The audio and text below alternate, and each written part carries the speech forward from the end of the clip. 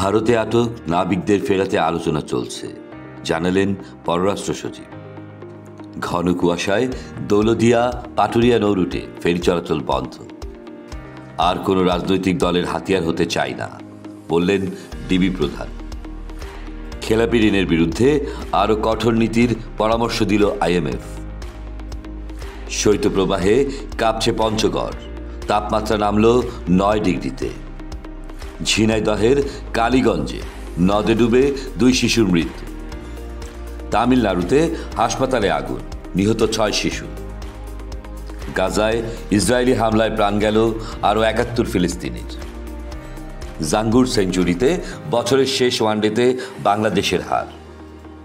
ধর্ষণ মামলা থেকে অব্যাহতি পেলেন এমবাপ্পে। দৈনিক 52, স্বাধীনতার পক্ষের দৈনিক।